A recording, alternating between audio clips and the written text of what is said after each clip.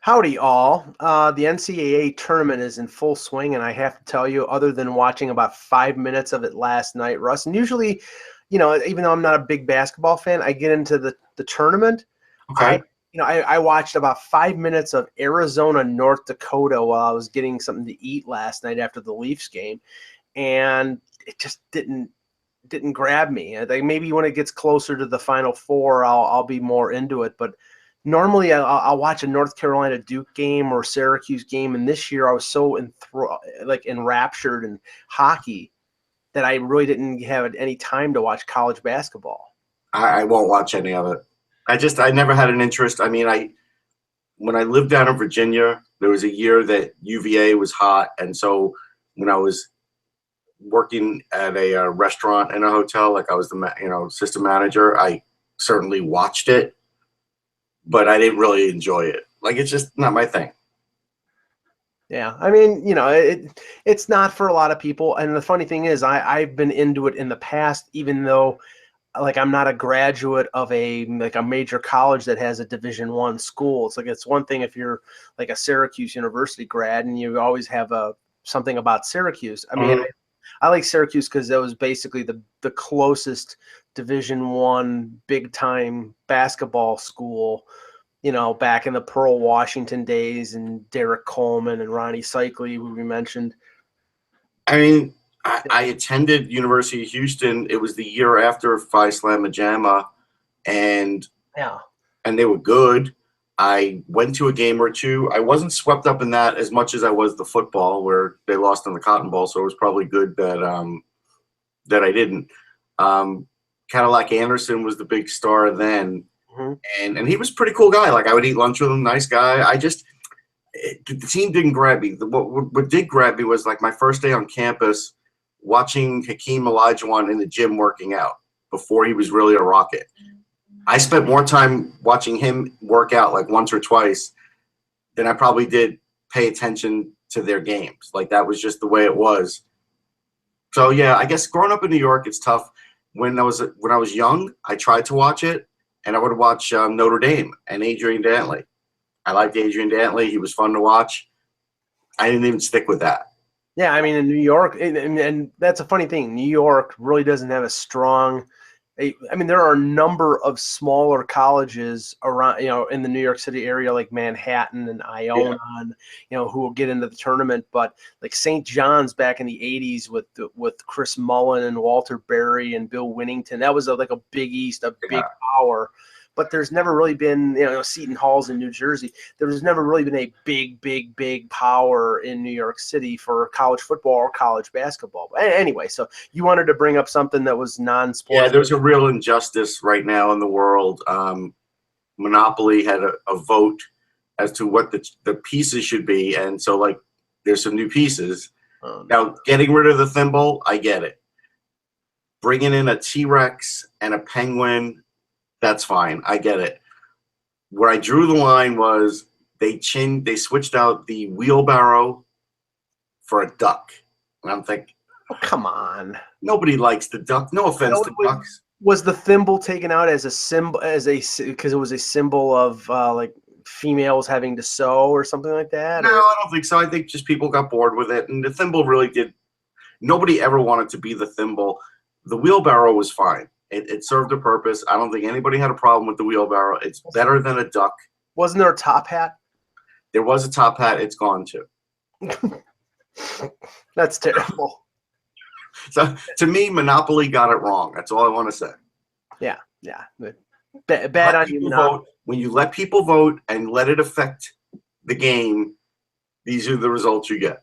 Yeah, bad on you, Monopoly. Keep things, I'm one of these traditionalists. Keep things the same. Like if you're, don't, I don't like the fact that McDonald's brought up a chocolate Shamrock Shake and a vanilla Shamrock Shake. Me neither. I didn't go for it. Well, I had to specify, Russ, when I went there the one time to get it, because, it's a seasonal thing. They said, chocolate Shamrock Shake? No. Vanilla? No. Just give me the plain friggin' green mint flavored Shamrock Shake. That's all I want. No whipped cream. No BS. Yeah. Well, I do it with the whipped cream. I was okay, and I like the green sparkles. I think you missed out not getting the green sparkles, but that's on you. No, okay. Anyway, hello, Hockey World. Today is Friday, March 17th, 2017. I'm Russ Cohen from Sportsology. And I'm Michael Agello, and this is the HockeyBuzzcast here on HockeyBuzz.com. We had an eventful day in the NHL yesterday. Some changes in the playoff seeding with 12, 13, 14 games to go with some of these teams. So, we'll talk about that in a minute.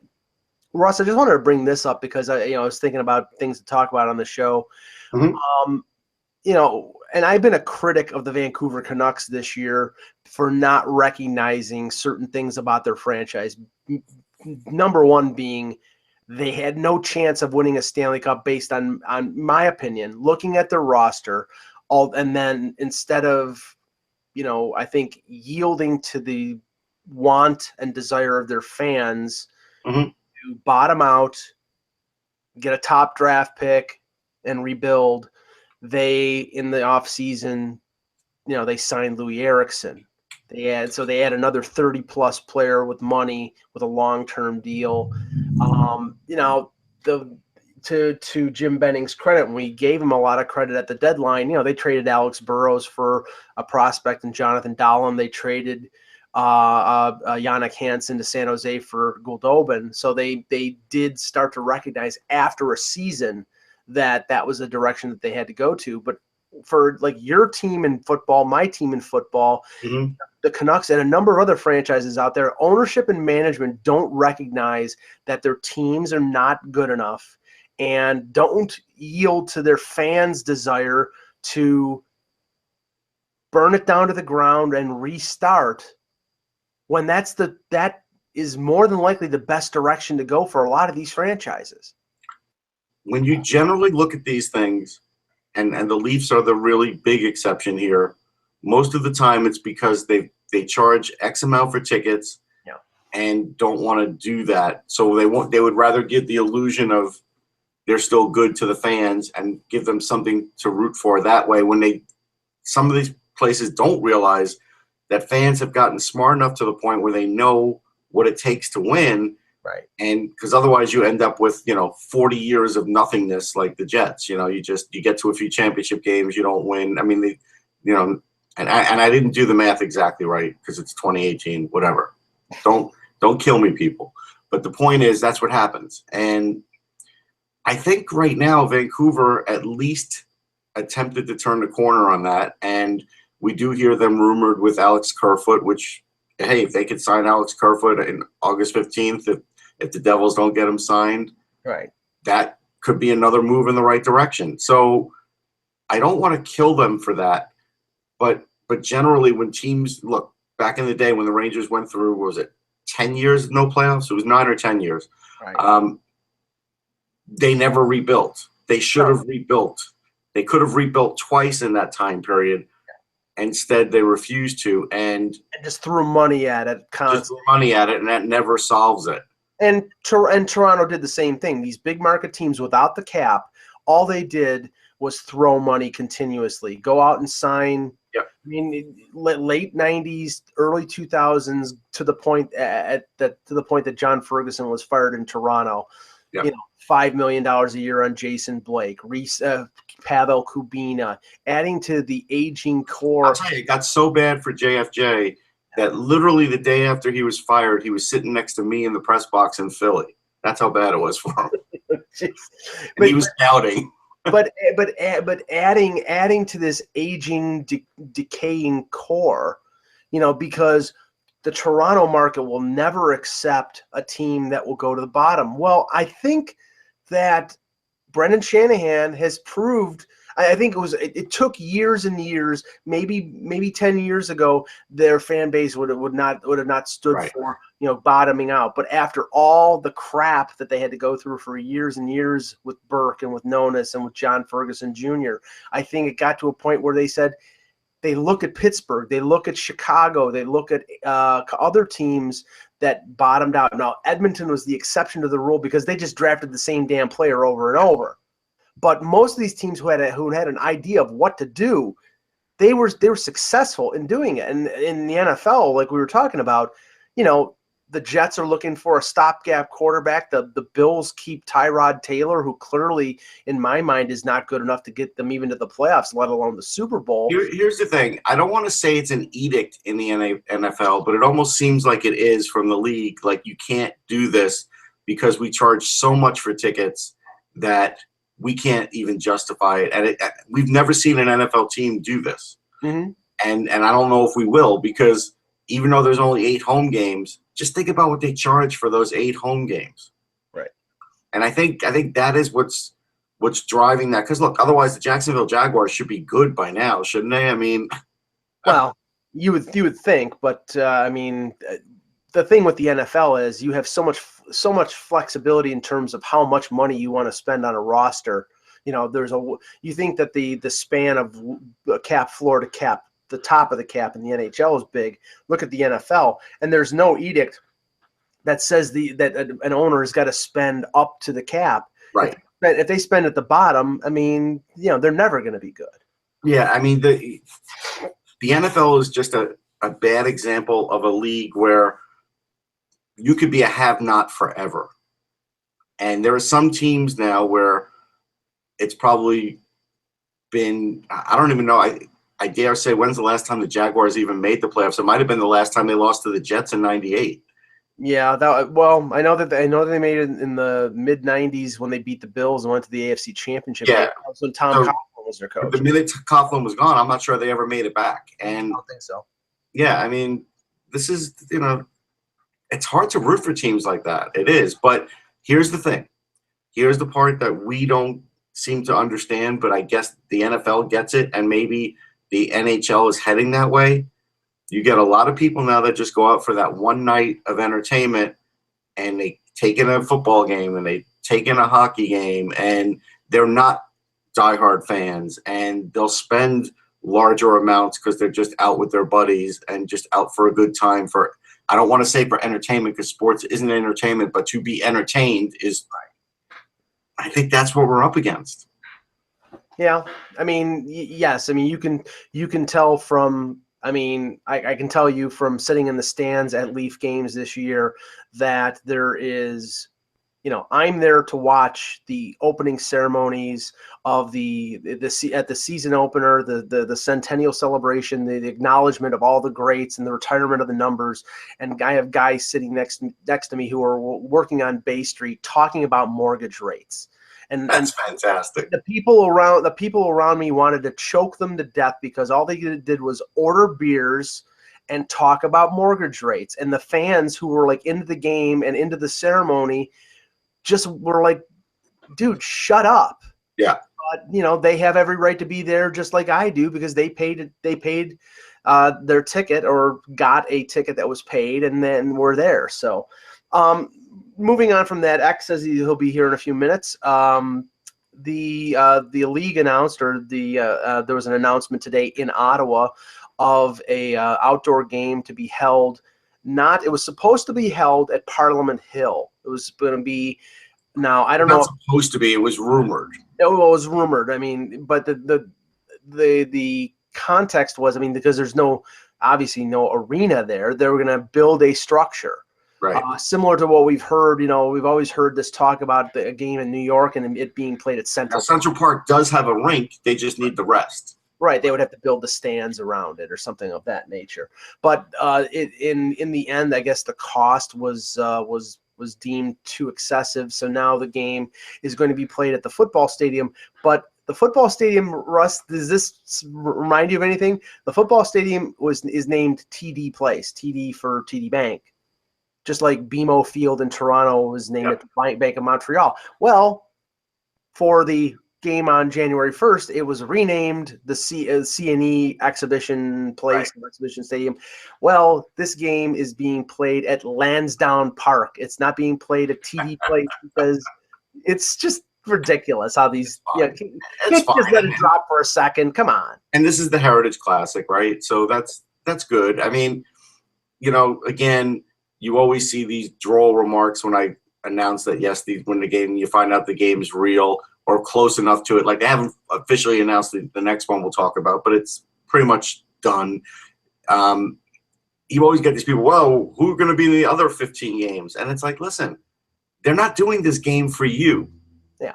So don't worry about it. I mean, I don't have a problem with this one. And you know, I have problems with excessive outdoor games. Yeah. I think that they're going to announce 2 right now, and then they'll have a Stadium Series 1, and that's probably going to be it. Right, and you know, this one is signifying the 100th anniversary of the first NHL game that took place in Ottawa. It's scheduled for December 16th. It's Ottawa versus Montreal. I think that's all. That's fine. That's great. And you know, I don't know the seating capacity of that CFL stadium. So I think from the look of it, 35. I want to say it's about 30, 35. Yeah, so it's roughly the same size as BMO. So I mean, that's you know, they can make that work, and that'll be fine. Now there was another one. Now, has it been officially announced, the game? Not officially. Yeah, but there are a lot of rumors about between the Rangers and Sabres. Okay, this is the thing. Rangers and Sabres at Citi Field. Right. And from what I hear, there's, you know, one of the motivations for this is like it tied in with the Islanders aspect of trying to get a new building. No, I don't think it has to do with that. I think the motivation is this is the part I think that people are missing. We know that the Rangers have to be the road team. There's a complicated tax law that involves the Rangers and how they can never be a home team anywhere but MSG, and that's the way it is. And James Dolan's not going to pay a bunch of tax to let his team be the home team in this game. It's not going to happen. So the Sabres would be the home team? The Sabres are the home team. But that's how it was. The Rangers weren't the home team for either game at Yankee Stadium either. It's just the way it is. Yeah, so, but they played the Devils and the Islanders. You played 2 New York area teams. You're talking about still a New York team, Mike. I know you don't consider Buffalo New York the same way I don't, but it's still it's still a New York team. But all right, so if you get past that part, I think the disconnect is like everybody's saying, well, why didn't they double up in Buffalo because they're having the World Junior game outdoors on New Year's Eve? I'll tell you why. Tickets are not selling well. We talked about it a couple months ago. They're still not selling well. Why would I double down on something that maybe would fail? Yeah. Plus, in the area that what used to be Ralph Wilson Stadium, which I don't even know what the name of it is anymore, is a KeyBank Field, New Era Field. Thank you very much. New Era Field. You're talking 70,000 seats. Yeah. Honestly, I don't know. I mean, okay, this is a big hockey area. If it was Toronto, Buffalo, I think you have a chance of it selling out. If it's Buffalo and almost anyone else, I don't know. Yeah, Citi Field's much smaller than that. It's a good move. It's too many seats. Yeah. And this is a good move because Citi Field is very accessible via the subway, via the train, the Long Island Railroad, via, driving. It's really easy to get to. And so I think in that regard it's good. I think the way the field is laid out, and I've been all around that place, it's pretty well laid out field. I think you'll get a similar feeling to that as you did. Trying to think what it matches up best with. I mean, it's certainly not a lot newer than Wrigley, but I think you might get the same feel as Wrigley. Okay. I just think it'll be thought of in the same way. I think do you have the spectacular backdrop that you do in Wrigley? No, probably not. But I think everything else will be really good. And so I'm okay with the game. It's the Winter Classic. It's also 2008 was the first Winter Classic, so obviously it's the anniversary, 10-year anniversary. Which is the reason why I thought there was a chance that they might do Buffalo. Right. I think the ticket sales thing really held that up. So I'm good with this. I really am. I think this will be fun and actually pretty marketable if you think about it, with Jack Eichel being Jack Eichel and really a number of Rangers, but Lundqvist will certainly be the most marketable. This is good. I mean, this is a good matchup. The Rangers and Sabres have good history. People probably maybe remember, maybe don't, of the game after 9/11 where they actually played. I want to say they played 5 days, 7 days after, something like that. and they played an exhibition game at the Garden, and I went there. And if you remember, they wore those special New York jerseys. You know, if they did something like that again, it would be a pretty cool thing. Yeah. So I think there's a lot of potential here. I mean, you know, I definitely was. I mean, let me give you some context. You know, I'm a Sabres season ticket holder, and the first Winter Classic game I sold to one of the we split up the tickets with a bunch of friends. I sold that as a regular game because I didn't want to go out and freeze my butt off at Ralph Wilson Stadium. I would rather watch it, and thank you. I would rather have watched it, and I did. I watched it in high def at home. It was so good, dude. It really was. I know. I mean, I regret it now, but you know, and I have experienced an outdoor game as we did on January 1st, and it was pretty good. I mean, we were outside for about 15 seconds, and then watched the game from the press box or the. But sometimes you do watch it from the press box, but you do get to experience it outdoors a little bit. And in Heinz Field, I was outside a little more, but some of them I've even been outside longer than that, right? But it's just the feeling of it, and I think it's cool, and I think you did miss out, but that's okay. You made up for it. You went to BMO, and it's all good. And I'm sure they'll probably announce another one or two. I mean, Stadium Series for sure. Yeah, so we'll await that. Okay, let's touch on some of the games from last night. There were some eventful moves in the standings. Now, just looking at the East, everything that happened on Tuesday didn't happen on Thursday. The Boston Bruins lose, and we'll touch on these games. But the Boston Bruins lose to Edmonton. Tuukka Rask gets pulled after giving up 5 goals. The Florida Panthers lose to Columbus. Philadelphia, as usually happens, go to New Jersey and get destroyed.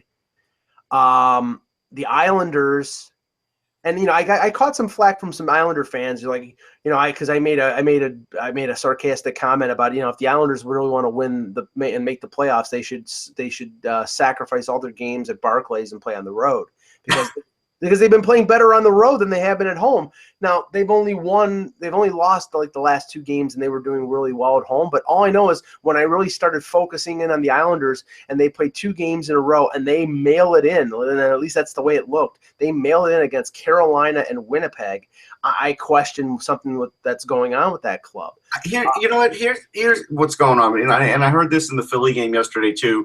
You know, writers are asking if, you know, Claude Giroux, did the team give up? They're asking Dave Haxtell, did the teams are not giving up, but teams are gassed.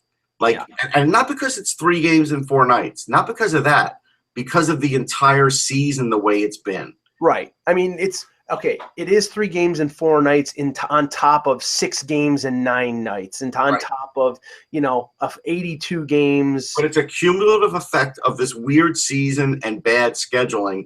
And no hockey player will ever use it as an excuse. But I think the media should lighten up a little bit on some of this because they've never done this before. Like, everybody should say, well, he's a pro, he can do it. Well, they've never had experience doing this before. This is the first time it's worked out this way. And that was very noticeable, Russ, in the game against Toronto against Tampa, because Tampa had won. They'd won at the Rangers. I think it was Monday. And they played Tuesday night against Ottawa in Ottawa, won that game in overtime. 3rd game in 4 nights. The Leafs didn't play 3 games in 4 nights. They played 3 games in 6 nights. So they had that infamous 2-day rest in Florida with the fishing trip.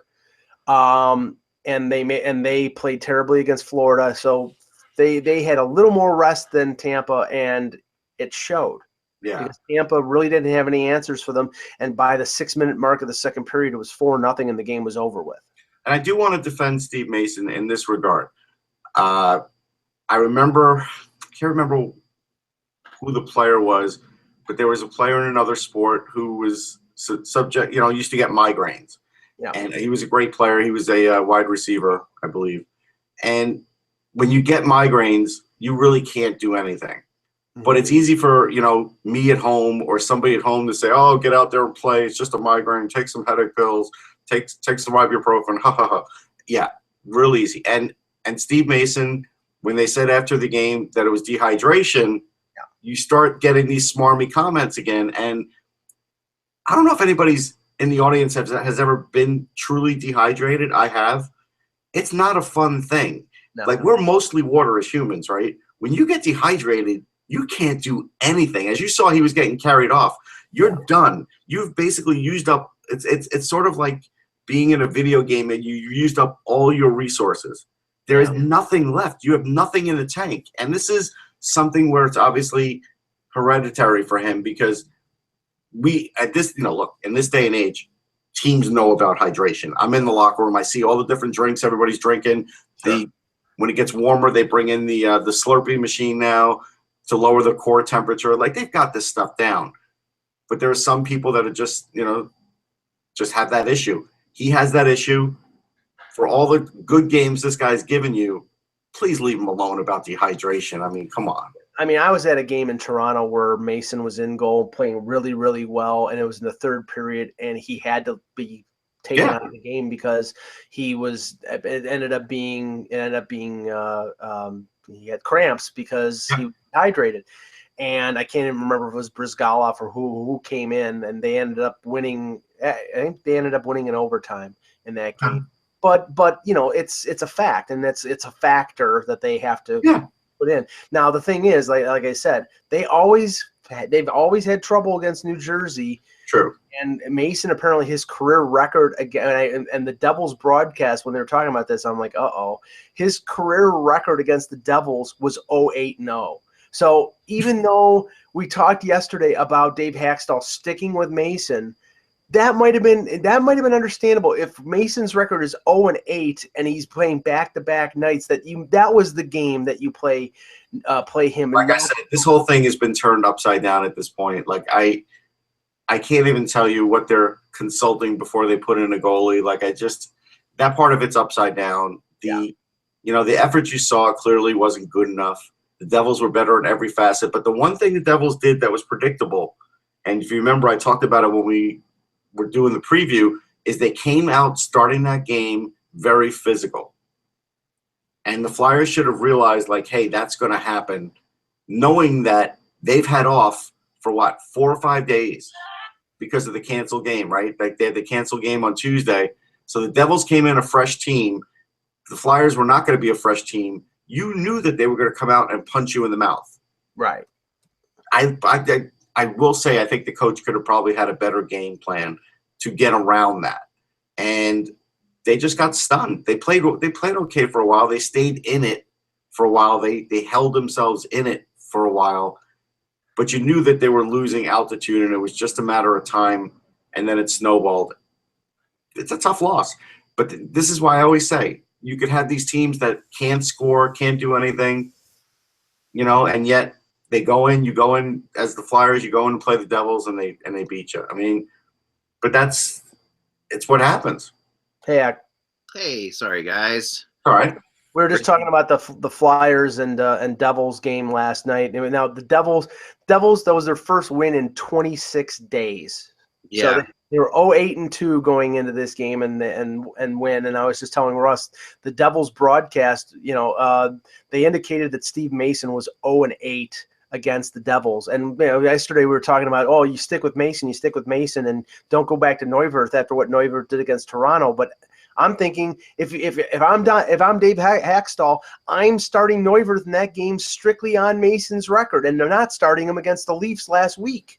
Yeah, we've long since given up, logic and Flyers goaltending they talked about yesterday. We also talked about yesterday that this is the perfect game for the Flyers to lose. I mean, this was set up for them. I mean, they have a great performance against Pittsburgh, and then you go into a building that they hate to play in. Yeah. And but we did talk about two things that you can definitely comment on.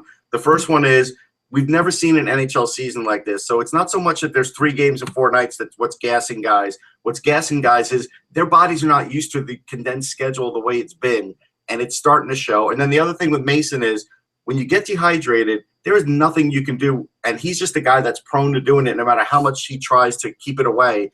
You've probably been dehydrated as a goalie or a soccer player. I know I've been. It's a horrible experience. Like, it's horrible. It's terrible. I've definitely done it in hockey. I've done it in baseball too. Just on hot days, it's really, it's terrible. And you could see it coming last night. You can tell when Mason is losing his edge. And by now, that should be known. And I agree that this is a very strange season because of the conditioning. And I think that what's happening is, the fact of the matter is we're seeing a lot of strange results. Like last night, you see Minnesota, losing to Carolina. I guess we get into Winnipeg, beating the Islanders, things like. There's a lot of stuff last night that was very strange, and even the Tampa Toronto game. That was a hell of a victory for Toronto and a statement and a half. That is a now definitely has gotten the hopes up for everybody. That's a bad win. Bad win because they're definitely they're no longer thinking that they're not going to make. Okay, this is the thing. They're going to make the fall that much worse, Zach. We cannot make too big of that game, just like we cannot make too big of the loss to Florida. Everybody is connecting the fishing trip to that's why Florida. I think that's just the media. I don't think anyone's connecting the fishing trip. No, but I think it's partially the media, but I also think it's sort of a self-sustaining engine that in terms of criticism. But no, don't get me wrong. That was a great performance. They got a great goaltending performance out of Anderson. Everybody showed up. They played really well defensively. The one thing that I have to be concerned about when it came to back, no. I'm not saying Russ. I'm not saying about the the performance of the team. Babcock went really heavy on 4 defensemen: Polak, Hunwick, Gardner, Riley. Riley played well. So Polak and Hunwick, they're veteran guys, so they played well. They only played one defenseman 11 minutes. Another one they played a lot less than they normally do, Zaitsev.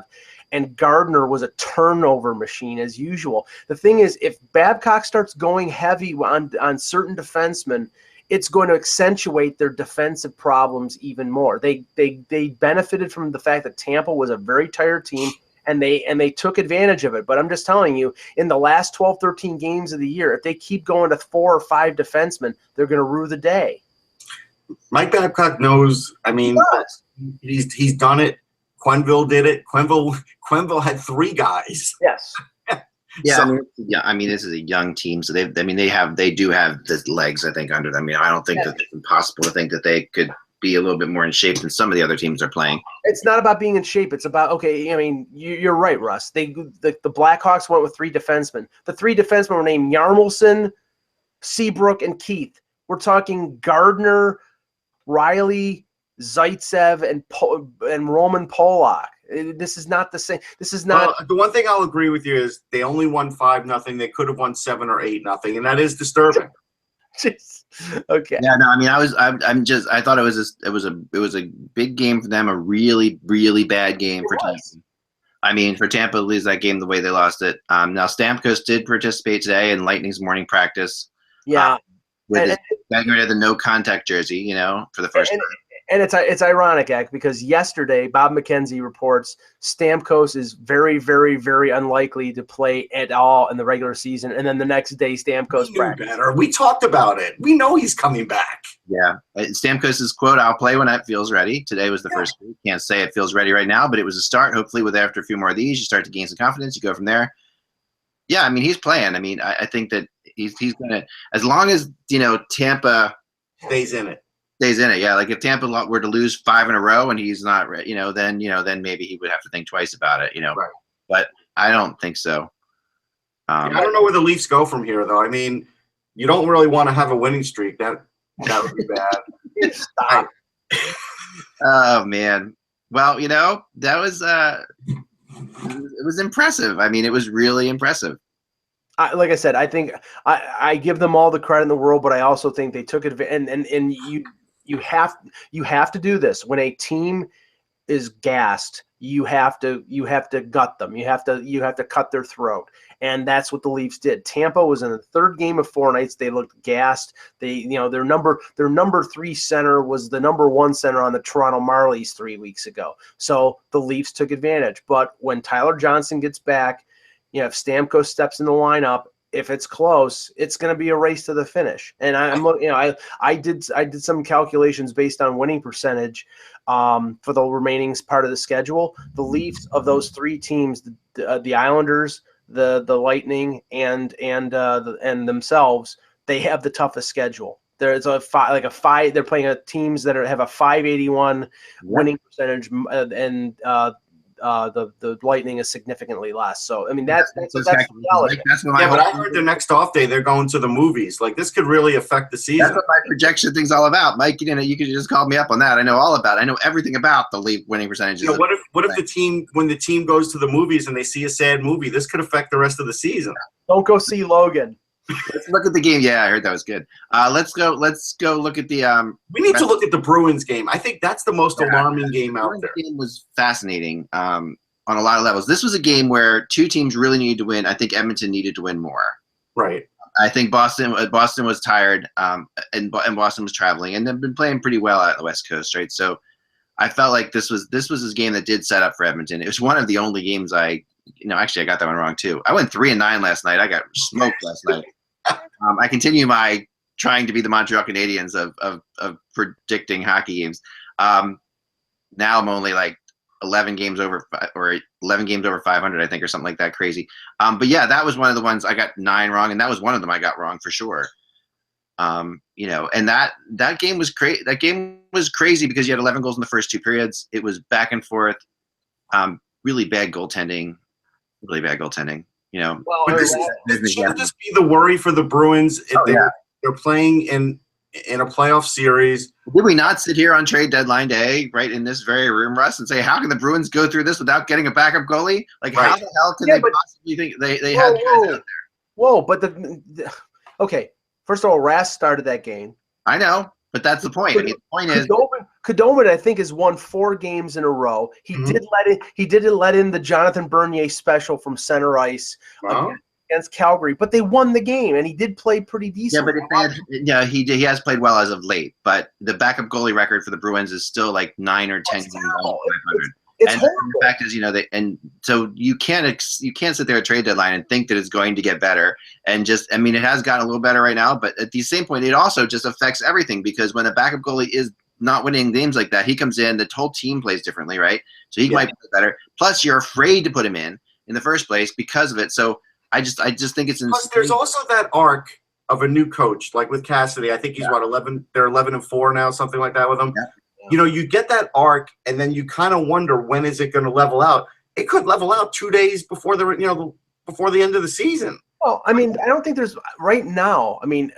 Based on history, there's reason to be concerned because they usually level off in the last week or two, and that's when they lose it. But right now, they've been winning like crazy with Cassidy. I think they're playing much more up tempo. They're playing with a lot more speed. That Marchand, Bergeron, Backus line is right. Like I keep saying, I think it's been the best in the league the last month or so. Yeah. They're getting secondary offense out of Pasternak. They're playing well. Is it very possible that they could collapse down the stretch? Sure, but right now I don't think there's. We know that they're schedule. They've got a tough schedule ahead of them, but I think I don't think they're going to collapse. I think they're going to be all right. And I don't think they're going to collapse, but I'm not sure they're built to go very far in the playoffs. That's no, not at all. They are not the team that you want to make. They're not making a significant run in the playoffs. I think of all those teams that could make it in that division, Tampa's obviously the team that has the best shot at being dangerous if they can get into third place. Yeah. But right now, their number 1 center is Braden Point. Their number 2 center. Right now, I know it doesn't look good. Forward, Let's look at the weekend. Let's look at the games coming up because we have a lot of good games, and then we can this will give us a good feeling for this whole weekend for where things are going because this is one of the final weekends. Not the final weekends, but we have only a few weeks left in this whole thing. This might be one of the most important weekends for sure. Sure. So tonight, Florida, Florida still has an outside shot, but they're fading too. That game last night against Columbus, I think, is a killer. That killed them. I know. I predict Florida's going the way of People's Express. That's what they're doing. And nothing. Calgary and Dallas. This is an enormous game for Calgary. Can I just say one thing about that Florida game? I'd like to hear the crowing of the analytics crowd because of the great performance of the Florida Panthers in the last couple weeks. Because I'm not hearing anything, guys. Yeah, the Panthers have had 4 different seasons this year. It feels like this has to feel like the longest year ever in Florida Panthers history. Those players, they've gone through 2 coaches. They were incredibly horrible. Then they were great. Then they were terrible again. Then they were okay. and their owner was almost working for Trump. Everything is just possible that could have happened this year. That this season must just feel endless for the Panthers. So Elliott's in tonight. Elliott's in tonight. Now Dallas has owned Calgary in the past few years, including this year. So this of games tonight. I have Anaheim, Pittsburgh, and the Rangers winning, but I also have Dallas winning. This is an enormous game for Calgary, and this is the game that Calgary should be able to win. I mean, I'm just saying based on the computer projects. It's enormous in the sense that after winning 10 games in a row and losing one with your backup goaltender, you want to make sure that it doesn't start to slide the other way. Yeah. You want to win to make sure you don't start a losing streak that counterbalances your 10-game winning. Does the computer take into account Tanner Glass in the Ranger lineup? Yes, absolutely. There's a Tanner Glass factor. You know that. Come on. What am I, an idiot? No, that's called a virus, Russ. That's called a virus. If Tanner Glass is in, minus 244. That's the fact right there. All right, so Saturday, a slew of games. This is the day at which I will fall under 500 for the season and be very depressed. All right, here we go. So Saturday, Colorado at Detroit. Not anymore. Columbus and the Islanders. There's two teams that are battling. That's a big game for the Islanders because and just we're not ignoring the West, but I have to say yesterday the status quo remained in the West because West has stayed very status quo for a long time.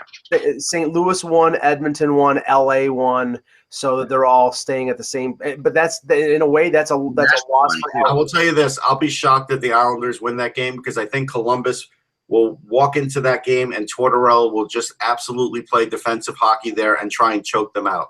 Yeah. That's I mean, it's a 1:00 game. It's I think it's one of the national games. Then NHL Network game. NHL Network game. Okay, yeah.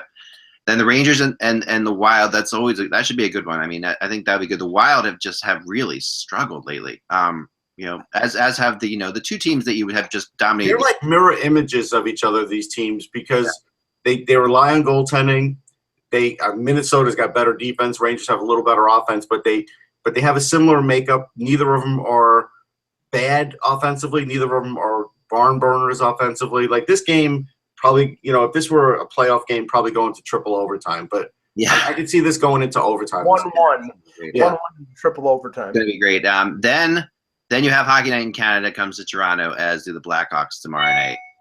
Really, I mean, this is obviously if Toronto, not expected to win this game, but this is the game that I mean. So what's the most over the top thing that's going to be said? Are they going to compare Matthews and Patrick Kane or Marner and Patrick Kane? Like, what is the most crazy thing that they're going to do to compare? Are they going to compare Riley and Duncan? It's USA Hockey, it's the best of USA Hockey and Matthews and Kane. On Hockey Night in Canada. That's my line. Well, I'm sure that somebody in the media scrum tomorrow morning will ask Matthews and Marner whether they. And I'm sure they like the comparison to Kane and Taves in terms of the type of Matthews is the more defensive minded, the center, the number one center. Marner is the creative winger. I mean, there are comparisons, but we're talking about Kane and Taves in 2007 and 2008. We're not talking about Kane and Taves now. It's a long time before Marner and Matthews are going to reach the. No, but we're going to see these graphics and. Oh, sure. I'm sure we are, and I'm sure they'll answer the questions because they're very sharp. And they know what they're very they handle the media well, so they'll handle it deftly. I don't want to hear about Matthews hitting the wall, that he's played too many games. He's never played this many games. Yeah.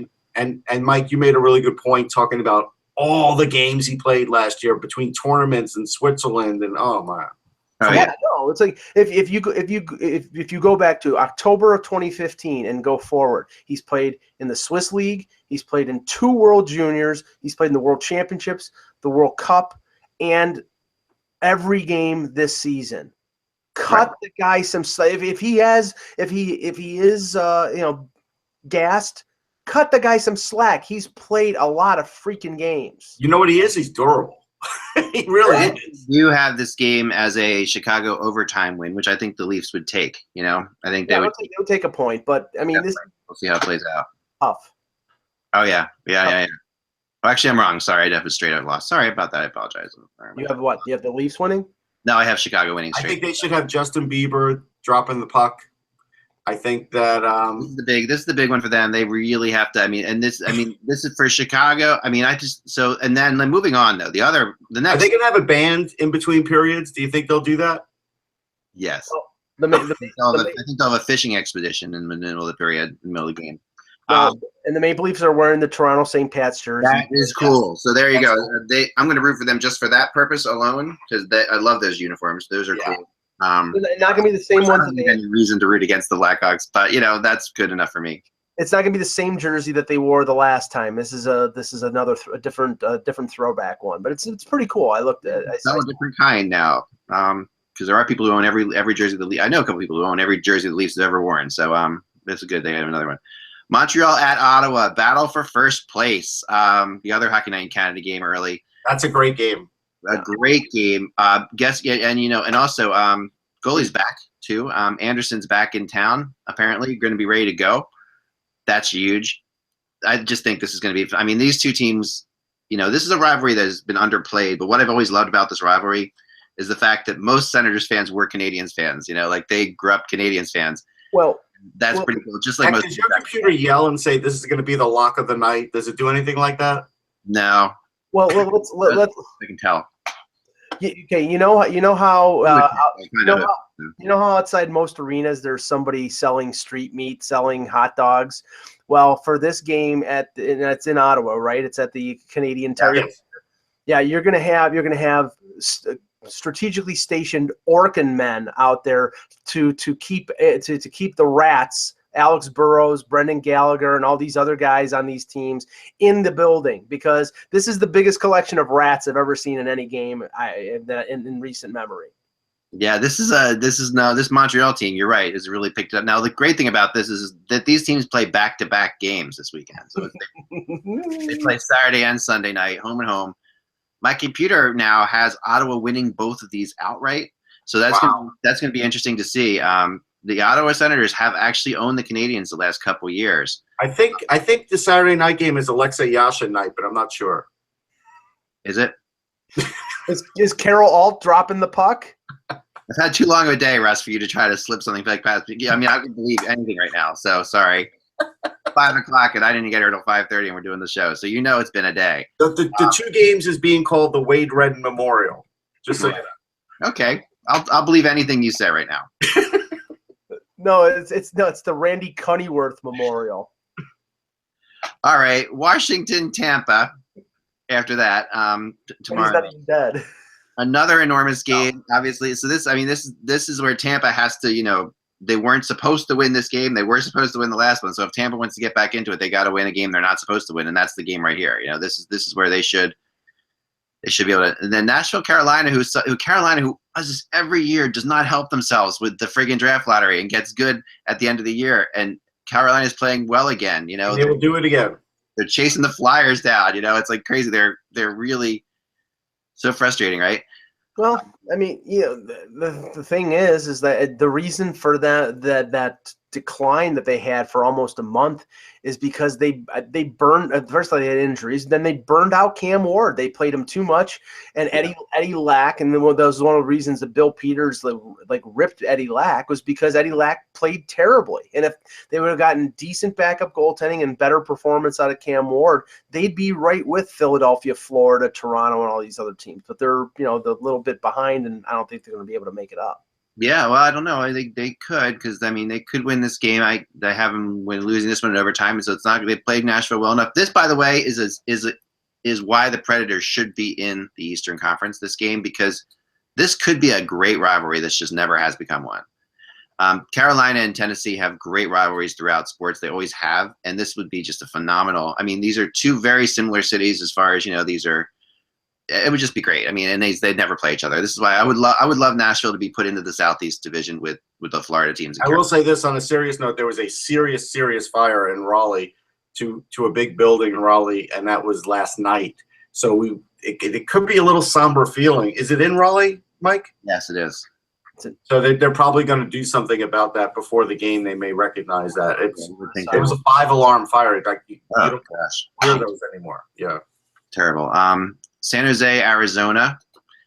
Arizona, picked up a win last night. They're in the position where they might as well win. They can't really go forward or backward. They're locked in 29th, and like I said, the Avalanche are the 62 Mets, so they're not going anywhere. But as we've run the NHL Draft Lottery Simulator 5 times, I find it laughable that the team that is so far behind that there's no way that they're going to fall out of 30th place. They finished second once and third once. They've never once won it, and they're the number. Yeah. They're clearly the highest rated. Didn't find that laughable last year, Mike. I remember. Oh, wow. Remember that was the same thing as that. No, but at the end of the day, finally it worked out for the fun. It doesn't. As we've seen, it really doesn't always work out. I mean, Buffalo. No. It's a roll of the dice. It is. Vancouver, Edmonton, must win for Edmonton, obviously, and should win. Edmonton has done really well against Vancouver. And Anaheim, San Jose, which is always a good battle. Let me ask, because I've heard this question being asked on a few shows, and Brad Marchand now is leading the league in goals and points. Is he an MVP? Right. Is he an MVP candidate, Russ? Not yet. It's a career year for him. I think he's been great, but there's other players in the league we could look at. David Pastrnak, his teammate. I mean, he's having. Right. When can we remember? I mean, it's possible Boston and Edmonton, neither of them make the playoffs, and the two top scorers on teams that don't make the playoffs. Has that ever happened? That's a good question. I don't know. I mean, Sidney Crosby will certainly be in the conversation. Yeah, he'll be there too, but right now those two are tied, I think, aren't they? Yeah. I believe they're tied. McDavid, I thought they were tied. Yeah, it's Marchand, McDavid, Crosby, I believe, in that order. And they're all pretty close. Erik Karlsson will be in the conversation. Brent Burns. Yeah. Interesting thing about Erik Karlsson, Paul Coffey came out yesterday and said, blocking shots doesn't help you win the Norris.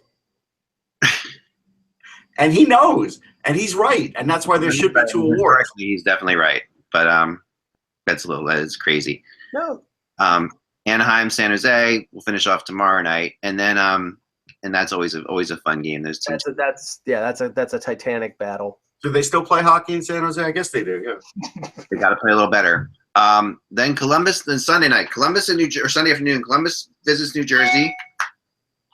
Those pesky Devils. Florida has to visit Pittsburgh.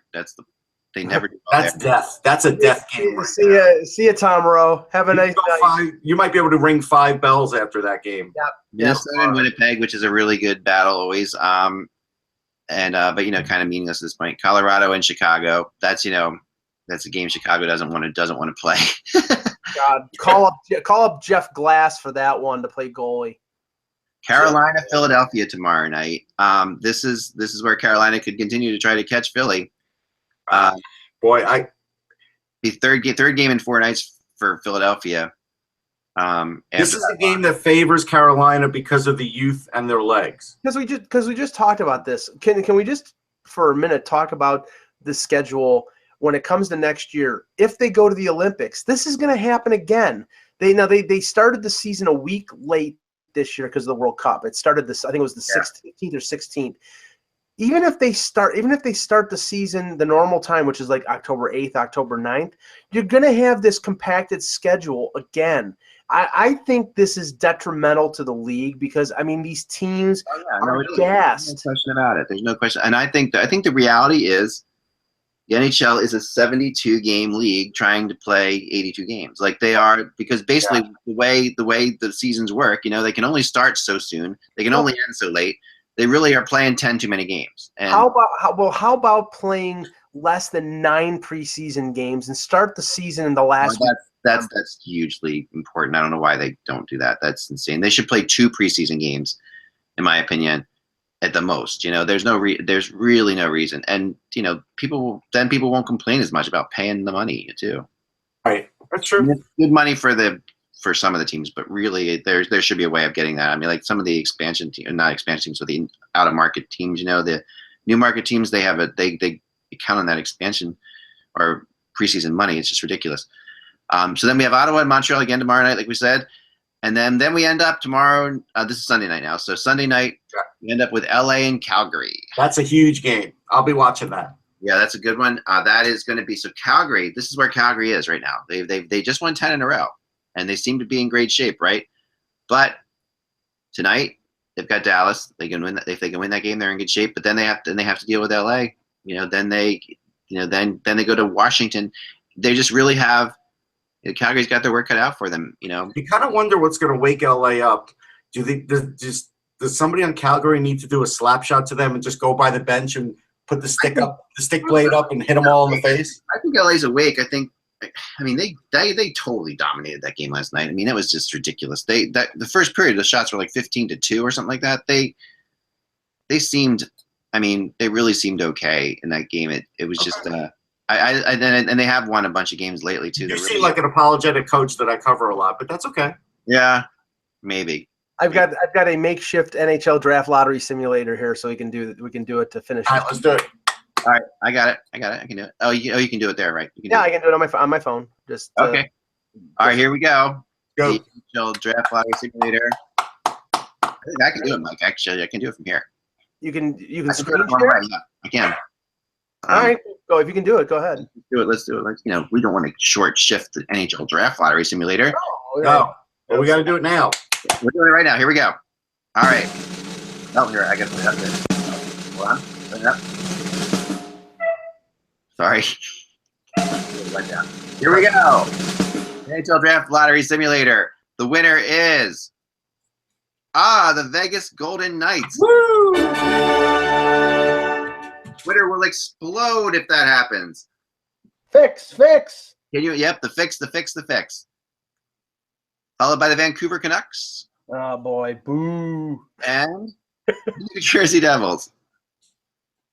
So, if this happens, I'm back. If this happens, Nolan Patrick is the first pick. Yeah, the Avalanche and The quick question is, Russ, if the Vegas Golden Knights get the first pick and they take Nolan Patrick, will Nolan Patrick be playing in Vegas or be playing in Brandon next year? No, Vegas. Yeah, I think so too. Yeah, it would be a great marketing tool. Like it really would be. Do you think Patrick? I don't know. Do you think he plays next year regardless? I do think that in the NHL. Yeah. Yep. Because he's a big kid and he can handle the rigors, and I think if he goes to the next level, there'll be another level he'll be able to get to playing with better players. Excellent. All right, guys. Thanks so much for doing the show. Thanks for hanging on today so long. We appreciate it. We do. We'll be back again. We'll be back again on Monday. So enjoy the games this weekend. Keep track. We're going to do stuff, and I'm starting on Hockey Buzz. I'm starting the. I did a lot of research over the last couple of days, less blogs because I've been getting together the Vegas stuff. So next week we'll do some Vegas protected stuff. Enjoy the snow and sleet. It should be good skating weather out there for people with backyard rinks. Yeah, it's beautiful this weekend. You shouldn't have taken your backyard rink down. I would have had a beautiful rink instead. I was sitting there yesterday trying to break the ice off of my car, just thinking the irony of this. Like there's ice. Like I can't get the car out of the driveway because I'm breaking ice with a pickaxe. I've spent all year trying to create just an inch of ice in my backyard without any luck at all. I've got 6 inches of ice in the driveway right now. It's phenomenal. It's Pennsylvania's version of Joe versus the volcano, Eck versus the rink. Yeah, I've decided March should just be called a random month. Like it shouldn't be part of any season whatsoever. It shouldn't be spring or fall. It's just randomizer. It's just spin the wheel and see what happens. Remember, without the buzz, it's just hockey. We will talk to you tomorrow.